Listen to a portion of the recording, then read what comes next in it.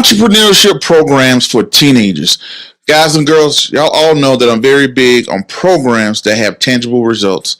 So about that, growing up in my childhood, we had plenty of social programs that were provided by great nonprofits and great organizations. But guess what? The programs, once they delivered their service, there was nothing tangible. It's nothing for us to hold on to. So I'm very big on, as y'all guys and girls can see, when we do the Wesley Learns program that ties into schools, we award kids stocks for learning about financial literacy, which leaves a lasting imprint on students well after they have finished the program. Today, I'm very excited about this episode. We have the Universal Startups. The thing I love, before I get into Universal Startups, that's the name of the company. And what I love about Universal Startups is that they award kids, almost like Shark Tank. I'll make it simple plain. I love their entrepreneurship program. So what they have is teenagers get to go through their 2-week program. They have it virtually. And what happens is they have to pitch. They have to do a pitch almost like Shark Tank, and the kid and the teenagers actually win prizes as well. So not only do they win prizes at the end, they also learn how to pitch to real companies and real organizations. And also they're getting taught by professors from the top universities like Cornell, Johns Hopkins, Georgetown, you name it, right?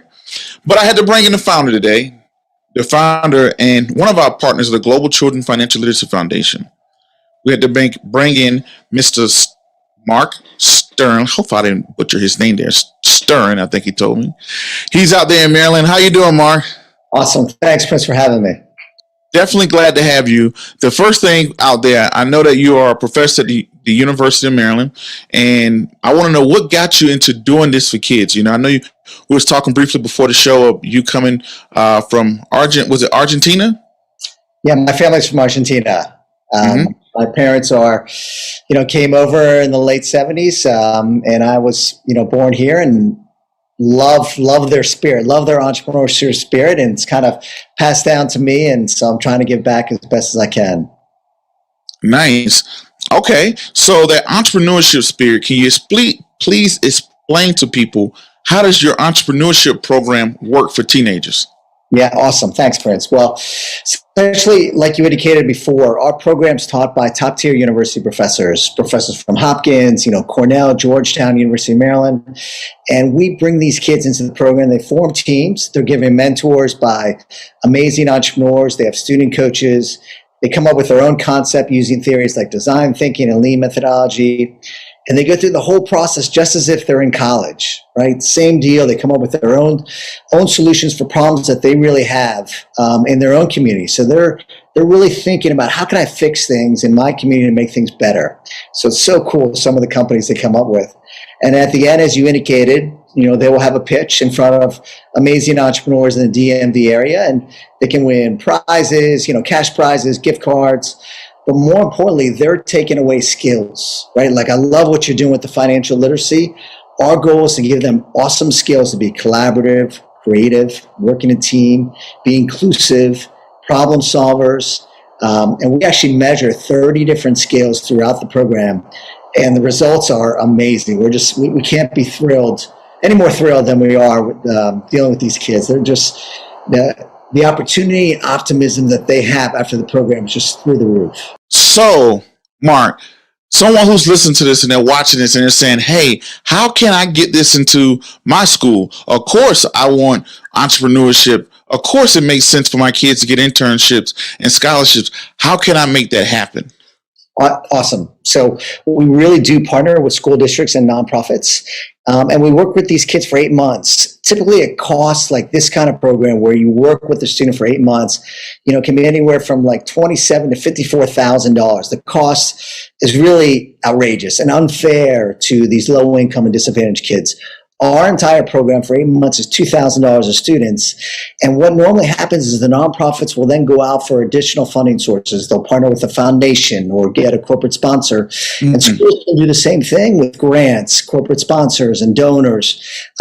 but this is the way to help these kids. We talk about giving them the skills to succeed in the workplace, and these skills are completely transferable. You don't have to start your own venture. If you work at General Electric or IBM, you have to be able to work in teams. You have to be able to problem solve. So, man, we need to teach these skills to these kids, and nothing beats entrepreneurship. Okay. Now, your program, how does exactly your entrepreneurship program, is it 8 hours a day? Is it 2 hours a day? Exactly. How does Universal Startup Program entrepreneurship for teenagers? Can I do this on the weekend? Do I need to do this? Is it an all day event? Exactly. What are the details of exactly how the program runs? Yeah, very cool. So during the summer, it is 10 a.m. to 4 p.m., and that's a live class. In October, we run another cohort, and we have two options there. We have the live class, which is 2 hours once a week on Thursdays, but we also have an on-demand class during October through January, where a student can take it anytime they want. They can do it on the weekends. They can do it in the morning. They have to hit certain deadlines, but, a lot of students enjoy that freedom to say, you know what, I want to do it after dinner or on Saturday morning. And we enable them to do this through the on-demand course. The on-demand course is taught by Stanford D School coach. I mean, it's top notch. It's incredible professors helping these students learn these skills. Okay. So it can be self-paced or self-taught as well. You can go with self-paced companies, not self-paced companies, but a self-paced process to get it done. Making it make sense. So, because sometimes, I hear some people say, "Oh, wow, 8 hours a day, that's a lot." Or if it's self-taught, will the kids really stay engaged? Right now, how do you work to keep the kids engaged? To say, "Hey, every weekend, not every weekend, but every week on Thursday, I have to take a 2-hour course in order to complete this course." Yeah, it's so good. So we actually just ran a cohort in June, and parents came in and said the only complaint they have is that we wish we had more time with the kids and the professors. Like, they love the program. It's you sit in class in high school or college or wherever it may be, and you're forced to take a subject that may or may not be interesting. Here, you're out there, you're interviewing customers, you're building prototypes, you're building a business. You can make money, you can donate to your community, you can solve problems. It's everything, that I wanted as a student, but now I'm able to give as a professor. It's so engaging. It's so much fun. It's not, slides for 3 hours and you're watching someone and you fall asleep. It's, man, you're out there doing stuff. And it's so much fun for the kids. That's our least concern is, the engagement is they're so engaged. It's pretty fun. Okay. I know you spoke about being first generation American, right? My question to you, when we look at these things, in school, we learn in calculus, geometry, trigonometry, this or that or whatever. Why is this not taught in schools? Yeah, I think a lot of that is legacy and tradition. This is the way it's always been taught. You sit in a classroom, you sit down for 8 hours and you listen to a professor speak or a teacher speak. This is kind of the new wave. This is, people talk about skills and be able to, shake someone's hand and, interview and look at your resume, basic components that you and I have been living with for so long. These kids aren't really taught basic fundamental soft skills and entrepreneurial skills. I wish I had a better answer why it's not taught. Mm-hmm. I'll tell you what, we're committed to engaging schools, bringing our methodology to these kids so the kids love school. There's no reason why you can't enjoy school. In fact, studies have been done that you're actually more creative during play. Right. So why make things boring when we know that limits your creativity? Let's make it fun. So that's what we do. Okay. So one of the things I struggled with when I was in high school, in junior high as well, is I had a hard time learning things that I couldn't relate to reality. So for prime example, when you're taking geometry and algebra 2 and you learn all these angles and this angle does this, I'm trying to visualize this. I can't place it in my head. So it doesn't seem to be real world to me. But if you tell me, hey, Johnny ate 2 slices of pizza and you had 8 slices. Oh, that makes sense. Somebody ate his pizza. But that's what it felt like when I was in school. One of the things I struggled with was trying to learn about something that I couldn't visualize. Like, what's the with them? What's in it for me? What's in it for me? What does this mean? How do I make this realistic in my world? Why am I learning this? And that's one of the biggest things I learned with, one of the things I like about your company as well is that you are giving real world things, tangible results that can go out, somebody can use when they get out of it. Right. So how do you feel about society, or what is your plan? Or do you have a plan to implement yourself into society of like maybe changing the culture, changing the conversation? First of all, I love what you said, and it's so true. Not just for you, for me, all students. A teacher was struggling with a student in the statistics class, and he said he just doesn't get it. I said, well, I know the child. He loves baseball. Why don't you spend a couple of weeks of just teaching statistics through baseball? And he loves the Washington Nationals, which is our local team here in DC. His grade skyrocketed, right? He was able to apply real life statistics and sees the value of statistics. So it was very cool. For us, imagine, first of all, 69% of low income and disadvantaged kids don't go to college, which is such a shame. That means they're 4 times more likely to be unemployed. And if they are employed, their salaries are 40% less than their colleagues who are in college, right? That's ridiculous. If we can get these kids to college or get them great jobs, you're going to improve the tax base in your city. You're going to make more income in the community because, those individuals are going to have their own salaries. It just helps everybody. So we want to study. It's funny you say that. We're in the process now with partnering with the school district where we're going to study the entrepreneurship impact that we can have with these kids from high school all the way into the business community, because we believe that. We believe entrepreneurship can change the world. And let me tell you one more thing.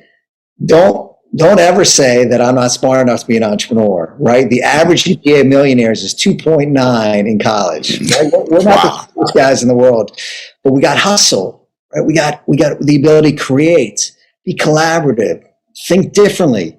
Don't be afraid of failure. And all the kids who go through my program increase their capabilities in all those levels.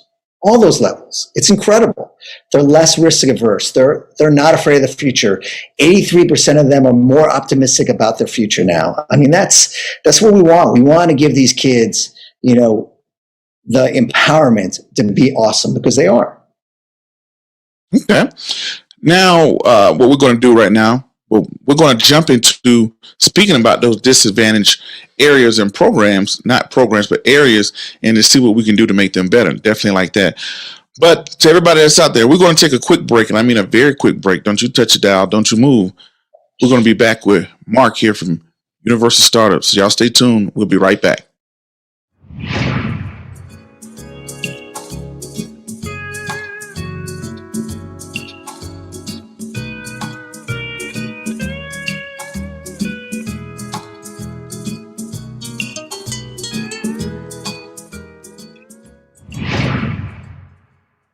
Hi, I'm Rusty Komori, host of Beyond the Lines on ThinkTech Hawaii.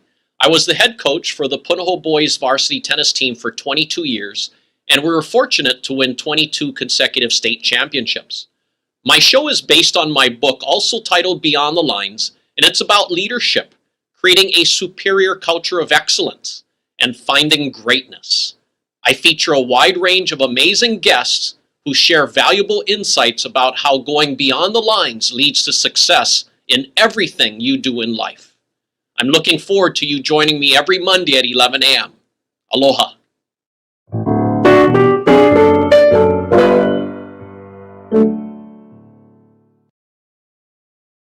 Entrepreneurship for teenagers. Entrepreneurship for teenagers around the globe. Something I'm very big on, because like if you haven't been following the show, Marc here said, hey, 69% of impoverished students don't go off to college. If they don't go to college, meaning they're left with low paying jobs. And if you're left with low paying jobs, who wants to have a low paying job? This is when you start to look into crime and other things like that. So how can we fix low income areas? One thing I like about our guest here from Universal Startups is that he spoke about, hey, I want to help 3 million kids go through entrepreneurship programs by putting them through a pipeline, also giving them the top, giving professors from the top universities, and from Cornell Cornell to Georgetown and John Hopkins, right? So without further ado, let me bring my guest back on here. We have the founder, CEO, Universal Startups, coming out of Maryland. Marc, how's it going? Awesome. Nice seeing you again, Prince. Oh, yeah, definitely. So I want you to get into this. If you go into an impoverished area, people are saying, hey, well, I come from a single parent household, maybe drug infested, whatever the case may be.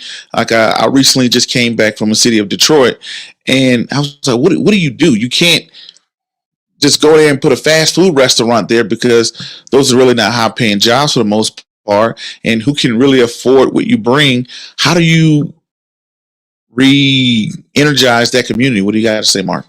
Awesome. So, it's a challenging question for all of us. And I really believe in the power of entrepreneurship because it empowers you, right? So I don't have a specific solution that I can go into Detroit or other, difficult areas and say, this is how Marc will do it. Instead, I want to teach these kids empowerment and the skills necessary that they can go out and come up with their own solutions, because they know their communities better than I do. Right? But we can mentor them. We can show them the methodology. We can show them the process so they can become amazing entrepreneurs, come up with amazing solutions to really build this ecosystem within their community that it rocks, that it's so amazing. And let me give you an example. I had high school teams, that just graduated in June. One team is, her and her students live in a very high crime area, and there's a lot of anxiety. They hear gunfire at night. It's a difficult environment. And so they came up with, it was kind of like off of Build-A-Bear, where they would have their bears, but they could do a QR code and they would swipe their phone. If they're struggling, they could automatically be connected to a psychologist or psychiatrist to help them walk through their anxiety. It was just so creative. They were just amazing. Another team had, they were like, well, I grew out of my clothes. What am I going to do with their clothes? So they came up with a recycling business where they could start selling all these great clothes that, were almost new, but, they wouldn't worn that much, but they could pass them down to other people in the neighborhood at discounted prices, and they could start making money. So that's the key, is really empowering them, giving them the skills, giving them know-how to build their own amazing companies, right? Developing the Marc Steren company for them, won't work. They need that power, and we restrict them too often. We say you have to do it this way. That's not the way I believe.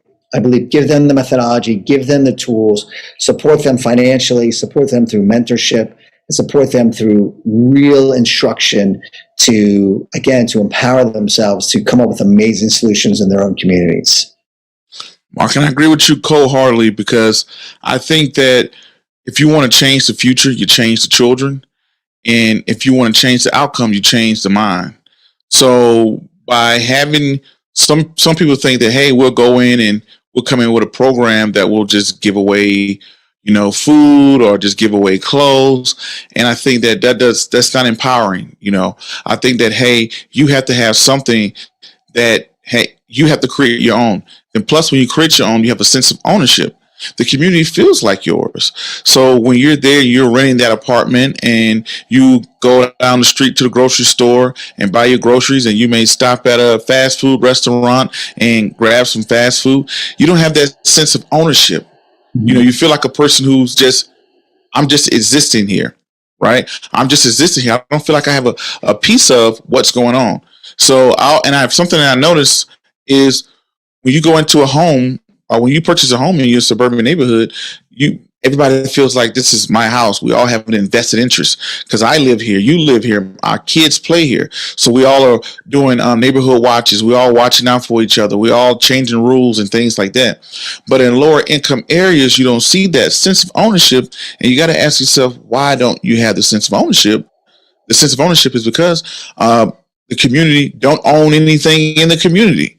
So wanting to do something puts it there. So I'm definitely with you with the empowering. That's why I love the program of showing kids how to do it. And the mentorship is very, very important, because they always say, if you want to see a future, look at the people you speak to the most, or look at the people that are around you. So if you don't know anybody, if I come from a local income area, how can I get to know somebody? So I definitely like that as well. So I definitely like what you're saying with empowering, funding, mentorship, and guiding with them for the long term, not just the short term. So now, looking at this now, have you noticed, any other country that may have done something better than we're doing, with youth entrepreneurship, or do you think America is number one? I love the American spirit. I love the American entrepreneurship. That's why so many people want to come here, and that's why, there's such a diverse, great, population with so many different ideas, so many different cultures. I mean, if you want to look at great startup nations, I mean, Israel's a top startup nation. There are a few countries in South America that have some really, interesting. Asia obviously has got some hotbed of manufacturing. But I just think, before I look to other countries, I need to do more here in the United States to help these kids be the next generation of awesome entrepreneurs. And I feel that, you said it so right, success leaves clues. When you mention mentorship and seeing that, I think it's impingent upon me and my colleagues to show the way for these next generation of entrepreneurs that never really had an opportunity to take these kind of classes. They don't teach entrepreneurship in most high schools, right? We need to be the leaders, teaching them, and you and your part with the financial literacy part to teach these kids. Imagine if we set up a restaurant in one of those areas where they learn back of the house skills, front of the house skills, the financial literacy of inventory costs and running a restaurant. I mean, there's so much we can do to empower kids to really lead the next generation. So I love what we do here in the United States. I think we can do better. When I think of innovation and creativity, I think in the U.S. Okay. And I kind of seen that as well. Now, what have you experienced has been the biggest problem with university? Not a problem, but maybe not a fork in the road, but, hurdle that you've seen with university starts like, hey, this is where, we need some more help here, or this is what's going wrong, or, this is something I want to see get better. What is that, if you can see it? I mean, from a company side, we need to be out there more. I want to help more kids. Our cohorts are filled. In October cohort, we got 75% filled. We only need 25% more kids, but I want to do more. I want the word out there. I want to get more and more professors have written me notes saying, hey, we want to be part of this. We're recruiting more professors, people with a mission that want to help these kids, to help these high school kids. But I need to, be more engaged with more and more nonprofits, more and more school districts. I just feel like we can do so much more. We're just tipping the iceberg. We've 6 times our growth in the last 6 months, but I want to go much further. So I'm looking for partners and nonprofits and school districts to join us on this mission to really help these kids. Okay. And you can do this it can be part of an after school program too, right? Oh, yeah. Yeah. Okay. And during the school year, it is after school. Okay. So you have a nice after school program, or I can see that, I can see some boys and girls clubs have teen centers. If they have they have to have the computers. Now, what would they need? What would the students actually need to facilitate this?